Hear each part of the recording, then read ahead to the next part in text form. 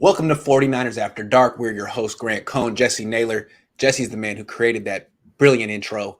Thank you, Jesse. And in my defense, we've been doing the show for maybe 3 months, something like that. When we started the show, it was definitely pitch black at 7 o'clock on the West Coast. But right now, it is bright. So 49ers After Work. I don't know what you want to call it, but it'll be dark again eventually. Jesse, how you doing? Hey, it's dark over here, so I guess we get it halfway. It's dark on the it's East Coast. 49ers After Dark in Tampa. That's what the show is called. Correct. Yes, there we go. So it turned out that this was the last day of the summer spring where there's going to be big time breaking news because the Niners just shut it all down. They were doing an OTA. They had minicamp coming up and they were like, you know what? Shut it all down. So today was very interesting. There were press conferences. We talked to Kyle Shanahan and his new offensive coordinator, Mike McDaniel. Let's start with Kyle. The question of the day: how much longer will fans give Kyle Shanahan a pass? And the context is they gave him a pass last year for the injuries. They saw it from his perspective. They've given him a pass all 3 years that he had losing seasons. At what point do they stop with the sympathy? I honestly don't know because I feel like the fan base is so different depending on where you go. Like if you're in a Facebook forum versus your chat or Twitter, things are so different. But, I put a poll up on Twitter about the same thing. And basically everybody said forever. Like he'll always have a pass in 49er fans in their eyes on Twitter. And so I don't understand it. I mean, it's funny because they'll talk out of both sides of their mouths. They'll say things like, well, he's made 2 Super Bowls in the last 5 years. Well, one, he was an offensive coordinator, so that wasn't his team.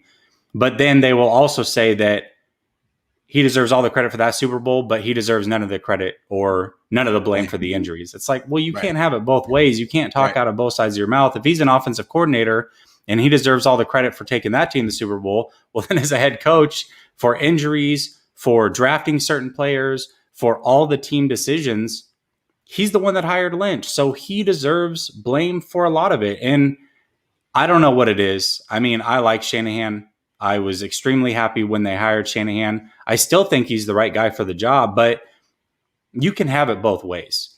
He can be both the right guy, but also he deserves criticism. And to me, to say that this guy has an unlimited pass, that's just not the right way to go about it. I mean, we're not expecting the excellence that this franchise deserves.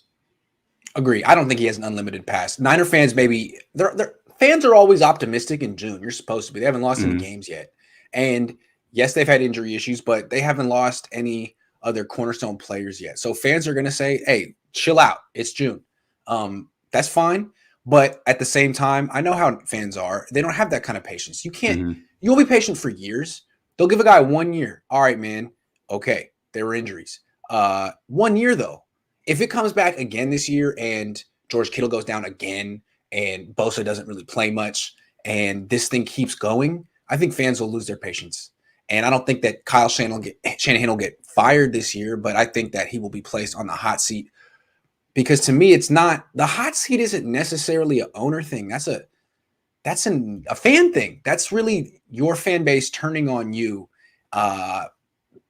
That'll happen if he has another losing season. I think Niners fans want results, and for good reason. They should. They definitely should. But I don't know. Like I said, it depends on which demographic you look at. I mean, I feel like this chat, and sorry, I don't want to take any shots, but I feel like this chat has his back to no end. He can do no wrong. And that's just not the way to go about it. If you say anything bad about Shanahan, it's like, dude, you don't know what you're talking about. You don't know football. You don't, all the insults fly your way. Twitter's the same way. It just seems like way too many people have his back and he can't do no wrong. It's like, listen, I don't know what you expect from your coach, but if they have another losing season, that's 4 and 5 years. That's not good enough. It's simply not good enough. His attitude today in the press conference, correct me if you saw it differently, but his attitude was just kind of like, I don't really have to defend myself. Like the fans like me, the owner likes me. It's football. If the players get hurt, it's my excuse. If they don't get hurt, we win. I'm good either way. That's kind of his attitude, and I didn't like it. What did you think?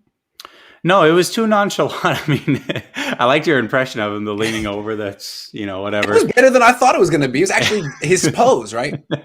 It was really good. Yeah, it was really good. In fact, I'm taking your dad's advice. He said on your show yesterday that I feel like people have something to hide when they wear a hat down low. Well, I always wear a hat on your show. The hat's always down low around It's my always eyes. Up high, actually. It's up high. That's true. I do where look my up a dad's lot. coming from is like, he's a writer.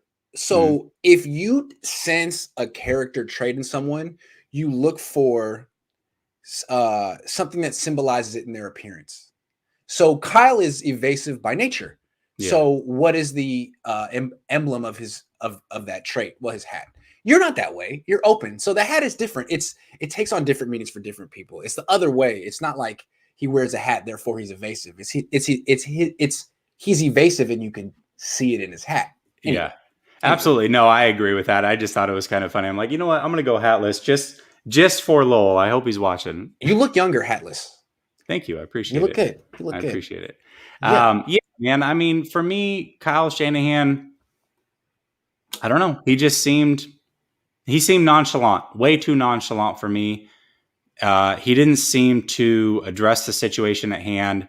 I really felt like with the day off that I was hoping that he would sit in a room with York, Lynch, Peters, whoever he needed to figure out how they were going to come out and address the situation. And it's almost like he hoped that no questions would be asked about it. If the questions were asked, he'd be perturbed about it. And he would give you the most nonchalant, it is what it is, I don't really care type of answers. And I just don't think that as a leader of the organization, that wasn't good enough for me either. Yeah, I think it's like you're misreading what your fans want. Your fans want you to come out and have a serious tone. Yeah. We're taking this seriously. We have a handle on this. We have a solution. Trust us. What he said was, what do you expect? What do you want me to say? There is no solution. This is going to keep happening. It's football. Give me a break. No one wants to hear that, man. And no. You got the break last year. You're not going to get the break this year. And it's not that you need a break from me. It's the fans that are come for you. And man, you don't understand. We represent a big portion of this fan base, even though we're not even 49er fans. That's what Kyle doesn't get. It's not that I'm his problem. It's that it's a widening section of the pie of 49er fans that are looking at him skeptically like, yo, it's been 5 years, dog. What's going on? No, it's true. And listen, I get it. Again, you can talk good about Kyle, but also point him out for his faults. It's not like you have to be on one side of the fence or the other. I'm not trying to fire him. I like covering him. I think he's good. I just feel like we all think he should be better than he is. Yes, there are things that he should be culpable for, and he's not standing up and saying, "Hey, this is me." He's not being a leader in moments when he needs to be the leader most. Yeah, he needs to own things. And I feel like that's so natural for Robert Saleh. I don't know if he's as good of a coordinator as Kyle, though he's a hell of a coordinator too. But Saleh just has all the right instincts of a leader, and Kyle always in crisis moments like, "Well, what do you expect from me, man? I'm not the leader of this team." Yeah, you are, man. Take ownership just for the sake of it. Just because it sounds good, just because it makes you look like the leader. Yeah, absolutely. Ominous 24 says, I used to slam Singletary all the time, and people on the message board called me Lowell Cohn. If we see Kyle directly causing this, we will turn on him. You know it's true because he talked about message boards, man. Those haven't really – I mean, they still exist, but that's for boomers like us. That's impressive. I like it. Gen Z kids like, I don't know what a message board is. Double B Studio says, I'll give Shanahan credit. Hold on. No, I clicked it. Hold on. There it is. Double B I'm like, what are you looking at? Yeah, what? I'll give Shanahan credit for making it to the Super Bowl, but so did Harbaugh. So he has to win it soon or he's gone, I think, even though I like his scheme. I'm telling you, I think fans are going to turn on him. It's what, you know what it reminds me of? Last year, fans kind of felt it with Jimmy, but they didn't want to say it. So they're like, man, Jimmy's going to have this great year. He's going to have this great year. But you'd be like, yeah, but he freaking melted down in the Super Bowl. What'd you think of that? And they're like, yeah, that was bad. That was bad. But he's going to bounce back. And then when he had that one bad game, week one, everyone jumped off. They're like, you know what, this guy's terrible. I'm done with this guy. It took was one game. I'm not saying if Kyle loses week one to Detroit, but if he loses week one to Detroit, it's on. Yeah. It's on. No, that's a very good point because you're right. Everybody had Jimmy's back. Nobody wanted to trade him for Brady. No, he's way younger. He's going to be good. He's coming off the ACL. Look at how well he played. But there was a question in the back of your mind, and you knew it. And then when that first game happened, they were like, "Oh, you know what? I take it all back." I was ready to come out hard on the post game stream. I wasn't expecting how mad Niner fans were going to be. I thought they were going to have his back, and they were like, "Go, Grant, go, Grant, go." Yeah. Okay, so I went. So that's Kyle. It can happen fast, man. Because the thing is, you still haven't lost yet. You can act like this, but if you lose, then everyone's going to add it all up and be like, "Well, we're mad." B Money. God, this money. Dude, okay. You are living up to your name, by the way. Honestly, B Money has been donating. Who are you like, Mr. Crazy. Yeah. I love B Money. It's been an all grand day for me today, and I love it. Keep up the great content. Yeah, and half of his donations are just like, "Hey, keep up the good work. B Money." Yeah. Let's get burgers, man. I got to take you out to Shake Shack. Let's talk. All right, man. Matt H says, "Can we please play some of these? Hold on. Can we please place blame on these practice fields? Does the grass grow different in South Carolina? Is it weird? Our strength and conditioning staff has an NHL background. 10 hat up. Yeah, I just don't. What kills me is that they had this Mark Uyama guy who I don't know. Who am I to judge these trainers? All I know is the numbers said the team didn't have a bunch of injuries when he was the trainer. Then they got rid of him, and they have this issue every year. It's like maybe you should. I don't know if you need to bring back Uyama, but maybe this guy ain't it. Yeah, and I mean, they obviously knew there was an issue because they fired the old training staff. Yeah. So they knew there was an issue. So, and again, they were so proud of it as an organization that the brick by brick in 2019 was all about the training staff. That whole show was pumping up the training staff, how they got the meals prepped for them, what they were doing between practices, how they would recover, what everything looked like top to bottom. That whole show was about that training staff and how good they were. Sold me. Hilarious. I thought they were a great training staff. Well, maybe not. Well, they sold themselves on it, certainly. Yeah. Double B Studio again, thank you, says, maybe we should blame the lawn crew. They might be from Seattle. Yeah. Yeah. Anyone but Kyle. I'm with you on that. All right. Yeah. That's enough Kyle bashing. I've been bashing Kyle for like 10 hours. I can see why he wouldn't like me. He's like, Grant, you say these nice things about me, and then you go on your channel for 10 hours. Yeah, you're right. I'm sorry. Oh, we're done. Kyle, I still like you. I don't want them to fire Kyle. I really enjoy covering him. I like his team. I like his coaches. I'm sincerely trying to help. I'm just trying to help, man, because I feel like everyone in that organization, side note, I feel like everyone in that organization reveres him, man. You heard talk about Mike McDaniel. You hear him talk. I was like, Mike, are they going to let you call plays? He's like, no. Why would we have the greatest play caller of all time. And I think Robert Saleh called him that on the record in a press conference last year, that Kyle's one of the greatest. It's like, guys, does he force you to say that? He's not the greatest play caller of all. Are you kidding? What has he done? He's very good at what he does, but I think the whole attitude in the building is that Kyle is special, special, special. And I think he could use more of us. Yeah. And that he really needs some quality control to be like, Kyle, we're not impressed. Honestly, I'm going to say something. On my channel, I don't want to even call him Kyle anymore until he's over 500. Until then, he is Mr. 31 and 36. Because Bill Parcells said you are what your record says you are. He ain't Kyle. He's skating on his dad's last name. Your name is 31 and 36 until you're over 500. I'm going to hold him to that. 31 and 36. Oh, he's this year's McGlinchey. I can see it already. Hey, man, it's fair. That's Bill Parcells' rule. Your name is 31 and 36 until you're 37 and 36. Frank says, for years, starting with Balky, I think we have drafted players with some injury history. Maybe they are reaping what they sow. Yeah, Jack Hammer did just a brilliant article today, basically tracing it back to that. He was like, you can trace this to year 3 of Balky. And his theory is by year 3, the roster had turned over and it was his team more so than McLuhan's team. So, yup, good call. Yeah. And they're still trying to rid themselves of the Balky stench. Hey, man. It was strong. Yeah, but they haven't done much better as far as drafting. I mean, they haven't redshirted players like Balky did, but they haven't done much better in ridding themselves of bringing in A, aging players, and B, players that have injury history. They love it. They do it all the time in free agency. Yeah. All the time. We don't have to go through the names. You know who they are. All right, let's move on. Oh, takeaway from Mike McDaniel's press conference. What'd you think? All right. So first of all, he's the antithesis of D'Amico Ryans. I mean, talk about awkward. That dude. I wasn't expecting that. Me neither. I've seen him in smaller groups and he's more relaxed and he's Yeah. actually quite interesting. Maybe he'll be really good when you ask him about the upcoming opponent, but damn. Yeah, I think it's all in context, right? Like that's the first time he's really been in front of the media like this. And I think his nervousness definitely showed through. You could actually hear his voice shaking when he first started talking. So I have a little bit of sympathy for that just because I know it can be tough to be up in front of a crowd, a lot of people watching, and especially on a day where there is a lot of injuries or coming off that weird day where they canceled practice because of the injuries. He knew he would get questioned about it. And it's not his job to really say anything, right? Right. Right. So yeah, I think that.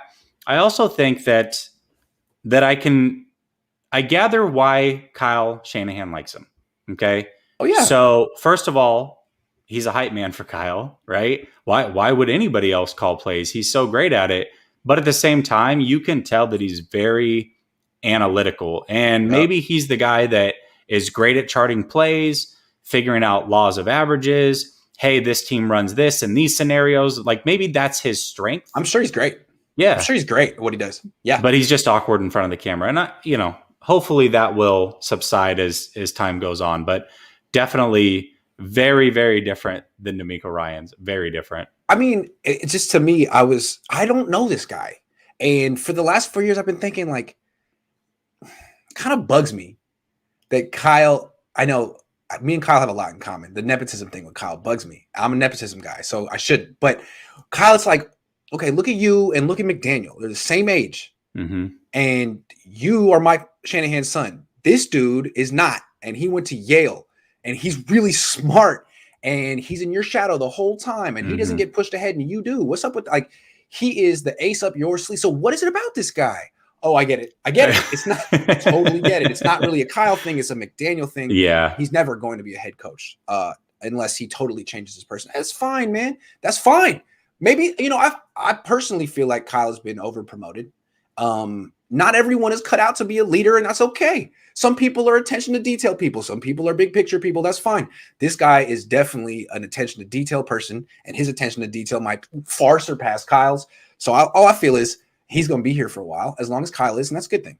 He will. I think that's a great point, and you made it earlier that you expect him to be here for a while. Listen, he's not calling plays, and B, we can tell he has no leadership when he's up in front of people. No. So yeah, he'll be here for quite a while. Definitely. Now, another takeaway is, so he's the offensive coordinator, but his background is run game. Kyle is his whole expertise is play action. The pass game coordinator left. He's with the Jets. LaFleur, I never thought much of him or his brother, who's the number one play caller in the league according to PFF. Anyway, the new pass game coordinator is a guy named someone Slowick. I didn't know that. So we'll see what he's got. That's going to be a new little element to this coaching staff. He's in charge of the drop back passing game. Well, he's an important person. Get to know Bobby Slowick.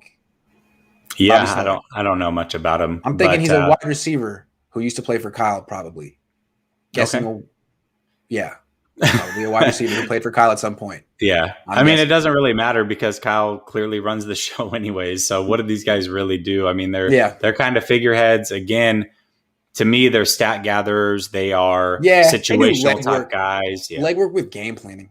Yeah, they come in with the research, and then they tell Kyle their ideas, and Kyle's like, no, yes, no, yes. That's pretty much. Yep, that's it. Yep. All right. Okay, so let's go into a interview I did today with Will Blackman on Eric Crocker's channel. It was really good, wasn't it? Eric set the whole thing up, and Will Blackman is phenomenal. I'd never actually heard him talk before. So anyway, we asked him about why do you think the Niners are having offseason injuries, because he's not in a position to say, but basically, what is the root cause of them and how can they be avoided? What did you think about what he said in terms of, basically my theory is that these players aren't ready for the rigors of spring practices. It's too much. And he was like, nah, it's the opposite. Yeah. They are doing way too much in the spring when they should be recovering. They're going balls to the wall. And by the time they get to spring practices, they're gassed. Yeah. Yeah, absolutely. He said that players are overworking themselves in OTAs. OTAs and mini camps get you in shape to where training camp gets you ready for the season. That's the way a veteran views it. Yep. But a lot of these younger players that are fighting for positions on the team or fighting for contracts, they're on Instagram all day. They're showing off their bodies. They're showing off their, everything that they're doing to get in physical shape, get ready for the season. And it's almost like they are coming in too worn out. Like they're coming in great physical shape, but their body's not ready for contact. Ayuk. Yeah. Who works harder in the offseason than Ayuk? He shows it all the time. He goes to those camps and then boom, hamstring, groin. Like, what's that about? Yeah. Oh, you overworked it. You overworked it. Yeah. That's very interesting. Yeah. That's and it is funny that he said that, because I was talking about last night about how you have a bunch of guys that are trying to make a team. And you're running 7-on-7s and 11-on-11s, and you're mixing them with veterans that are there to show camaraderie. Okay. Right. So I looked at this from an average Joe perspective. If you play basketball, you probably play at the Y or 24-hour fitness, whatever is near you. Right. And can you imagine an NBA player going to 24-hour fitness? Like, that would be the worst thing ever. And that's what I like in this too. You've got a bunch of guys who are going to make the team. Yeah. They're all pros. They're there to show support. They're going, 80% probably just there. And then you've got the other guys that are fighting for their lives on this team, and they are going all in, and you're mixing that. It's a terrible mix. I think it's an awful mix, especially in June when you don't have a game to prepare for. You don't have to do these practices. You should be very judicious. It was interesting. I was arguing with Eric Crocker on Twitter in the morning, and he was brilliant to turn into a show. But it struck me as like, Eric, you were an undrafted free agent. Like, you were one of the guys who had to go 110% in the spring. So of course you wouldn't understand.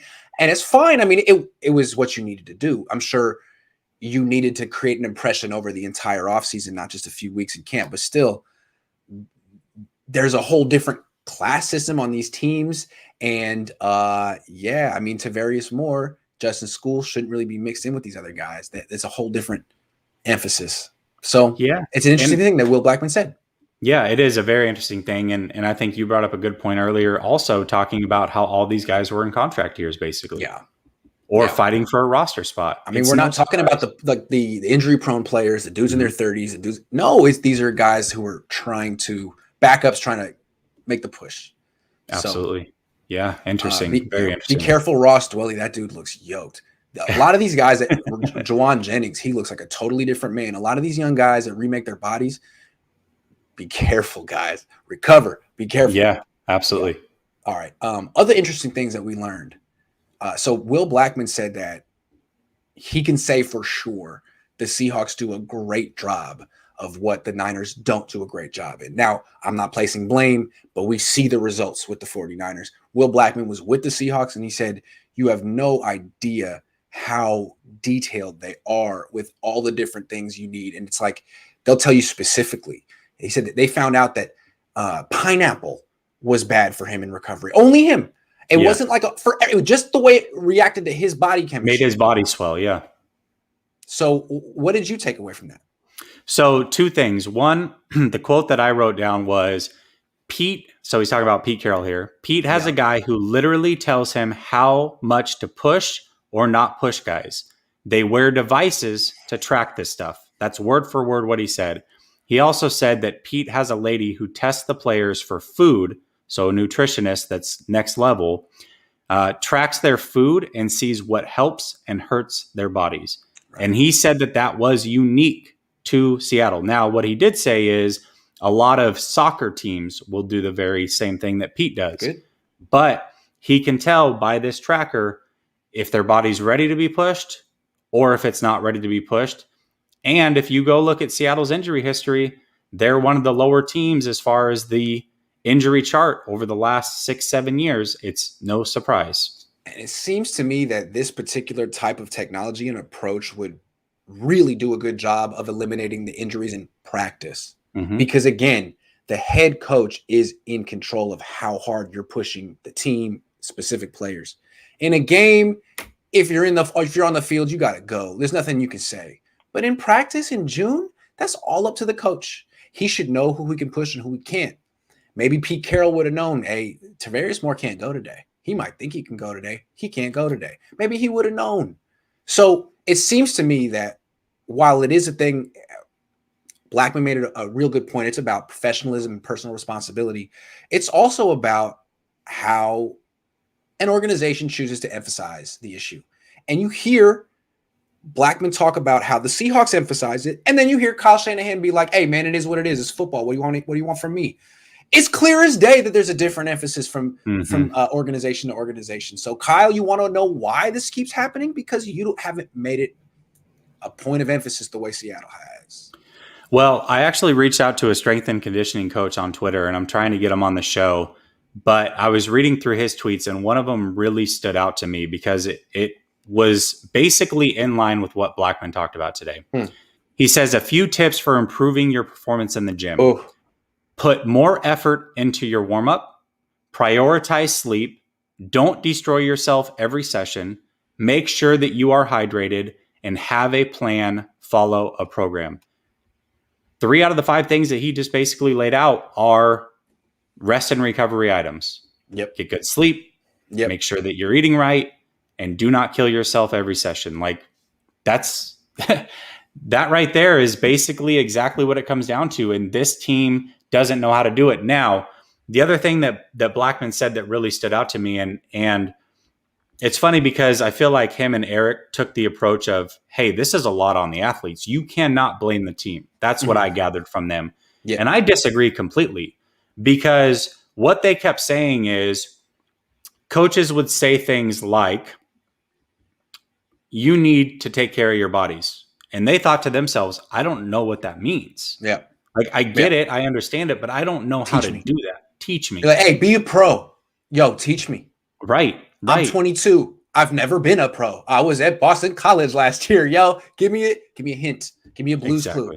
Exactly. Yeah. So how much of that falls on the team? Why don't you have guys in place to teach them exactly what to do during the offseason? You have all-time greats on this team. Jerry Rice is there. You don't think that you could tap into Jerry Rice? You don't think that's possible? I mean, Will Blackman's around. He's passionate about it. He has a lot to say.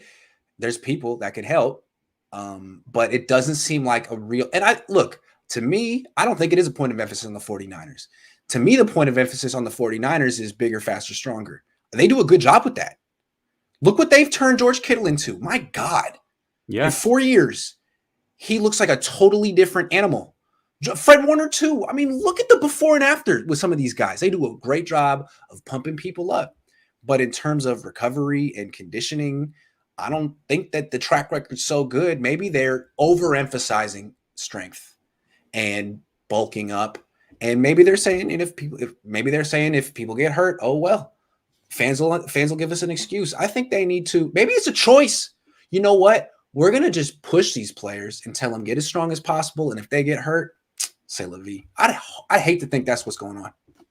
Yeah, but again, kind of to your point, I mean, it's very possible that those trackers, had they had something like that in place, that they would have known, hey, these guys don't need to go today.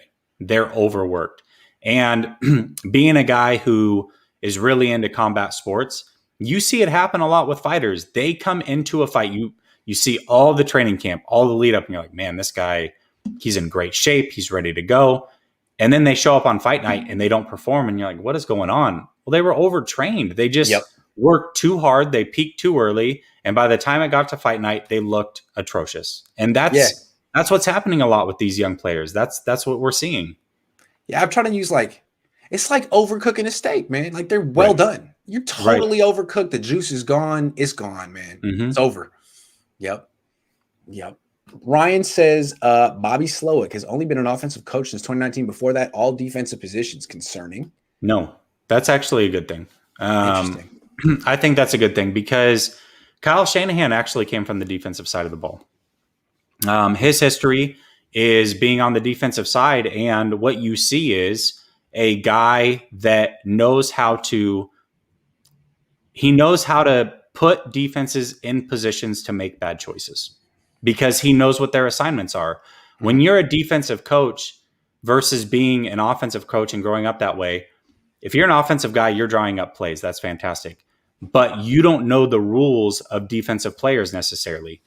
As a defensive guy, you know that, hey, if this guy's in cover 3, this is what he's supposed to do if he reads this. This is what he's supposed to do if he reads this. And this is what he's supposed to do if he reads this. Now, how do I make him think he's seeing something that he's not so that he reads it this way? And then we can exploit that. So I actually think it's a very good thing to be a defensive guy and then go to the offense. Think about this. If you listen to Tony Romo and you may or may not like his commentary, but he's constantly calling out exactly what the defense is about to do. Why is that? Because he was an offensive guy. So if he came back to the game, I actually think he would be a better defensive coordinator than he would offensive coordinator, believe it or not. The best coaches know it all. I mean, you want to have that comprehensive understanding of the game. It's interesting. His dad is a longtime defensive coordinator in the NFL. So he's a little bit like Kyle. And he's been coaching with Kyle since Washington. I mean, there's like this brain trust of 20-year-old, then 20-year-old coaches who've blossomed, and he's one of them. So yeah, not surprised. Kyle's very loyal. It's like if I became a head coach on a team and brought everyone on my YouTube channel with me. It's like, don't worry, guys, we got this. So I like that about Kyle. Dude, what's up with not getting Twitter? How do you get Twitter verified around here? Dude, I don't know. You told me that you could, because I was like, complaining. Yeah, I think they got it in for me. It's in Cupertino. I bet a bunch of the people that work there are Niner fans and just don't like me. So I was like, it's never going to happen. You're like, why don't you just stop whining and apply? I was like, okay, touche.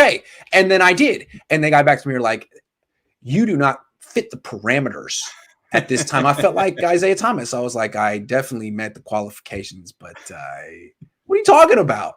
They said, I feel like you should apply again because there's got to be different people reviewing these things. I'm doing it again. I don't care, man. Screw their verification. I don't need it, man. It pissed me off. I was like, I got a healthy amount of followers, and I got a byline. They wanted 3 bylines. I got 3 of those, and they wanted my driver's license. Is it my AVI? Is it my picture? Because I like that picture. I should change it to. Should I change it to the Kyle Shanahan non-plussed picture though? I like that one too. Okay, hold on. NFL is a copycat league, and that applies to strength and conditioning coaches as well. NFL teams are doing very similar things. What is the Niners' routine? I don't know. While the rest of the league is copycatting each other, the Niners are hiring people from the NHL, so maybe they're not doing that. Yeah, they should be copycatting the Rams because from what I saw, as far as the entry list goes, the Rams were the least injured team in the NFL, and the 49ers are the second worst injury-prone team in the NFL over the last 7-8 years. So, listen, I mean, if it's a copycat league, him and copy McVay the good are friends. Teams. Yeah, Seattle, LA, it's right there. I'm telling you, if Kyle gets fired from the Niners, it's going to be because of this. This is going to ruin his first tenure as a coach if it gets ruined. Yeah. So, Kyle, come on, man. Don't just throw up your hands and be like, this is football. People are having too many expectations for me. No, this is part of something that you control. So get a hand. What I hope for though is that behind the scenes he actually is looking into it and does take it seriously. But in front of people, he gets very defensive, right? And he just doesn't know how to have a real conversation where he takes blame. And so maybe that's what's at stake. But I mean, man, behind the scenes, I really, really hope that. Hey, if that's the case, that Kyle's like intentions are good and he's doing everything right and isn't getting the results, but really just can't express it and gets flustered because he doesn't like me. How about this, Kyle? You could use a designated talker who will express your feelings and thoughts better than you. I nominate myself. I can be your designated talker. You can whisper in my, I'll ask the question. You'll think about it. You whisper in my ear. I'll say the answer and then I'll write it down. I think we could really work it out. I think it'd be better if Kyle talked and then you came in over the top and were like, what he meant to say was. Yeah, like he appealed. Every time they have an issue like this, they should just put John Lynch out there because I don't know what John Lynch does, honestly. I don't know what his job is with the Niners. I don't know what his expertise is, but it's this. A day like today.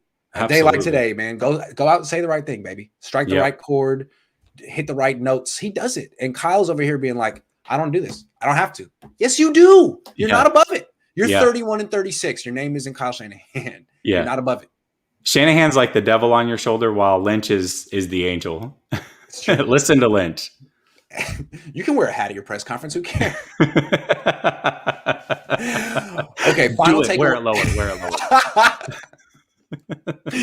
Okay. The final takeaway from Will Blackman's interview. He started getting into specifics about soft tissue injuries. And he was talking about vitamin D. Now, I always thought that vitamin D had to do with bone density, like calcium. And it does. I didn't know about the soft tissue thing. This is very interesting. Tell the people what he said. Yeah, he basically talked about, well, he was walking through all the injuries that he's had throughout his career. And he talked about how he was extremely healthy in college. And because of that, it was almost a bad thing because he didn't know how to take care of his body properly. Then he gets into the first practice as a pro in Green Bay and he breaks his foot clean in half, like the worst thing ever. And so he starts talking about how throughout the years he started to learn his body and what people were telling him about it. And I don't know what the scale was. It was something like 50, a score of 50 on the vitamin D level is good. And he was at a 20, which was very deficient. And he said that it was causing 250 was good. It was something. Yeah, I think he was. It was way whatever low. It was. It was really ridiculously high, and he was Yeah. really, really low. And he basically said, "Yeah, that was causing my soft tissue injuries." And so, yeah, maybe that's a possibility. Maybe somehow these guys are vitamin D deficient and need to get tested. I don't know, but again, all of this to me goes back to Kyle. Okay. No, he shouldn't know these things. That's not his job to know these things, but he should put people Head coach, in. Come on. Well, he should put people in position that do know these things and can right. report back to him and give him cutting edge technology to make sure that his players are healthy. That ultimately falls on him, period. I got a story for you.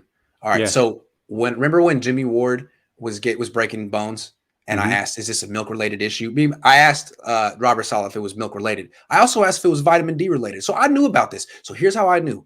Remember when Kevin Durant had a broken foot in Oklahoma City? And that's when Russell Westbrook started putting up triple. What was that, like 2014, 2013, 15? It was around 2014. Then. Yes. Okay, so then it was spring training. I was in spring training with my dad. We went to dinner with Marty Lurie, who's a big baseball guy out here, and a guy named Elliot Schwartz, who is a team doctor for the A's. And Elliot Schwartz, I remember the whole thing. He was going on and on about Kevin Durant, real Jewish guy from the East Coast. He was like, Kevin Durant has a broken foot. Let me tell you why Kevin Durant has a broken. Sorry, Elliot, but why are all Jewish guys Gilbert Gottfried in your mind? Sorry. So anyway, no, but it was super interesting. I'm not gonna do the voice because what he said was hella interesting. He's like, look, they need to check him for a vitamin D deficiency because it's I bet it's what it is. I could fix it right now. I could fix his foot right now is what he's saying. Like, this is ridiculous that the greatest basketball player has to deal with this. He's like, this is how it works. Look, vitamin D is you get it from the sun, right? You get it from the sun. And the reason that certain people have darker skin than others is because some people are overexposed to it. Some people need protection from it. And so you have African Americans who have been in, say, Western Africa for thousands of years, and they're built for that. Now you take them to America, where there's less sun, and you put them in Oklahoma City or the Bay. Let's say the Bay, Santa Clara. And not only that, you're inside a lot. You're playing video games. You're hanging out inside, and all of a sudden, you're vitamin D deficient just because you're not built for this filtered sunlight of Northern California, and you need vitamin D supplements, and you don't even know it. And all of a sudden, you're breaking bones and you're having soft tissue injuries. It seemed like it made a lot of sense to me. And now that to hear Will Blackman said, it was like, yeah, I remember Elliot Schwartz in that voice telling me that in 2014 about Kevin Durant. I could fix his foot right now. It's like, all right, well, he was right. That's crazy, man. Your vitamin D levels, players. Yeah. Seriously. That's crazy. You know, when he said that, it really threw me off. And you said, you're like, well, that's why you broke your foot in half. He's like, no. It's soft tissue injuries also. It's like, nah, man, it's why you broke your foot in half. Because I was looking at him, I was like, man, You're a very dark fellow, and you're Mhm. playing in Green Bay, and you're set up. You're right there. You wonder Yep. why you're vitamin D deficient. Boom, you're in Green freaking Bay. Yeah, There's no. seriously. That's like as north as it gets in the NFL team. So, yeah, man. At least he found out. Yeah. At least he Yeah, and it found out. saved his career, it sounds like. I mean, it Definitely. really did save his Yep. career. Vitamin D of all Vitamin things. D. You can get these supplements at freaking Rite Aid. Get Seriously. them. Seriously. Wow. Very That's interesting. crazy. Brandon Alexander says, ask your questions with a little more respect in your tone, and he just may open up more to get just a thought. Okay. What I'll say is instead of hey 31 and 36, I'll say Mr. 31 and 36. How about that? Is that better? I'm sorry. I'm a jerk. Hold on. You should take the approach of go the next 2 press conferences and just throw him a compliment and just see how. Hey, Kyle. I would love to see him react. Like, wait a minute, what? Hey, Kyle, I really like your hat. Yeah. I really liked the way you said, gentlemen, start your engines. Waruna says Kyle would have been serious about injuries and changed his methods only if he had Kirk. He would not want to risk injuring greatest QB he believes in. I love Waruna. He's the greatest. But the thing that's funny about him is 80% of his donations are about Kirk Cousins. He's too funny. It's too good. He's got it. He's got it, man. Thank you. Yeah, that's our show. I guess we didn't have too much, but it was a good one. We had a lot to say. We had a lot to say. Hey, I wanted to real quick too about the intro. It's really funny. So the intro, I like it more when you don't play it and then just complain about how you forgot to play it. I think that's hilarious. But also, I love that people either love it or they hate it. Like some people are in the chat are like, I really lost respect for Jesse for making that intro. I think it's dope. I think it's so professional looking, and it's a nice little addition to the live stream. I think it's really cool. Thank you, man. I want to clear something up too. Actually, when I took those clips, I did not put me in there longer than anybody else. That was another people theory. said that. Yeah, Aponte actually. Really Aponte, yeah, people overanalyze my and stuff. Your dad man. actually had the most shine by milliseconds. So there we go. Yeah, you guys really spend way too much time overanalyzing my stuff. Come on, let's go back to overanalyzing 31 and 36. I mean, he's the one. I almost said his name. Oh my God, 31 and 36.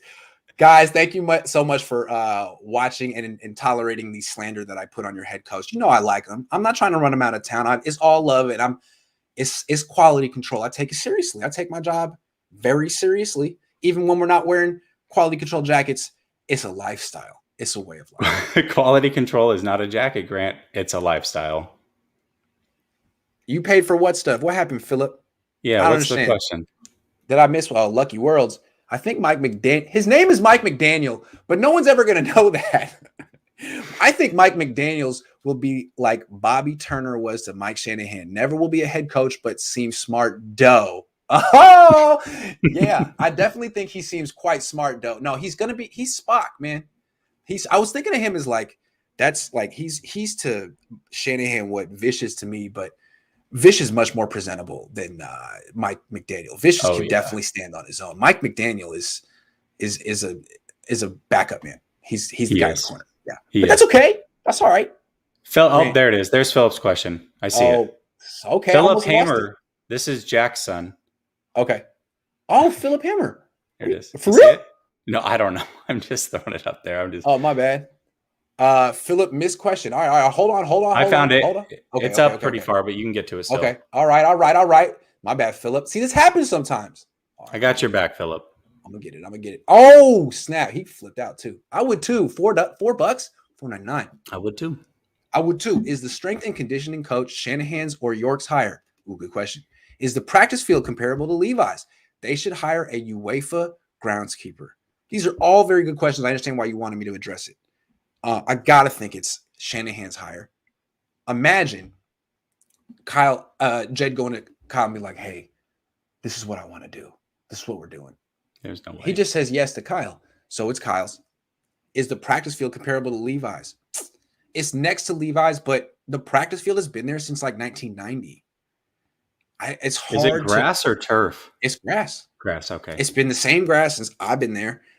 They built Levi's next to the practice field for their own convenience, but that's been their practice field since 1990. In the 80s, they practiced in Redwood City, I want to say. But since they started winning Super Bowls, they moved to Santa Clara. So I don't want it's a good, I mean, it's definitely a variable they need to look into, but unless they change the grass, I mean, they've been growing that grass there for like 30 years. So I don't know. Well, at least it's grass. I mean, I know that turf, you're more viable to get injured. I don't know what the stats are on it, but I do know that you have a higher propensity to be injured if you play on turf. So that's good. It's at least grass. But yeah, that strength and conditioning is definitely not York. They were fired. Well, at 1 year, was it 1 year after Shanahan was there? There's no way that that's York's decision. 1 or 2. Yeah. Yeah. And the first, I'll never forget before we go. They came in and what did they do? They built a stupid hill out of steel, a 30-degree incline, and it was a big deal, man. Guy from my paper, Phil Barber, went up the hill. I mean, they did a thing where like Jed York ran up the hill. Remember that? Jed York ran up that stupid hill, and then they fired that guy. They never use it anymore, and it's so big that they can't get rid of it. It's just chilling. They never use it. I think it's hilarious. Was it to mimic Rice's Hill that he ran? No, it's dude, 30 degrees it's serious, man. It's basically their attitude was, well, if you're hurt, you still need to work out hard. So none of this bicycling thing on the side. You need to go up. It's like crab walks up a hill, huh?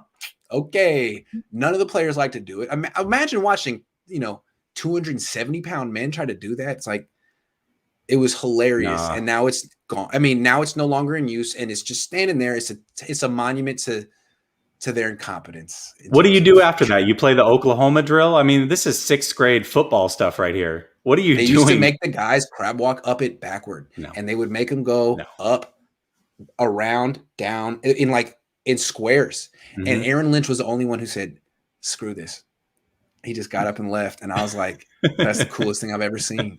I wrote about it at the time, and I feel bad because I think I put him down, but now I'm like, "Yo, more power to you." You were a G for that. You were a G for that. Don't they have a big? Like I swear, when I was watching the Brick by Brick, they had like these giant like logs that they hopped over and do all that. What is that? Yeah, those are gone too. I have no idea, man. They so many unsuccessful ideas that they've tried out there. Hey, instead of trying to remake the wheel in Santa Clara, just ask the Seahawks what they do and copy.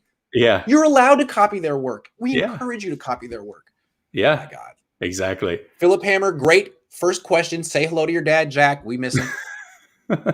Jesse, thank you very much for coming on the show. Thank you everyone for watching. A lot of me and not enough of Jesse today. Jesse, I've seen you on your own shows. You've been making moves. Everyone's been doing a really good job of cross-pollination. That's the term. I think it strengthens the entire umbrella. I think it's great.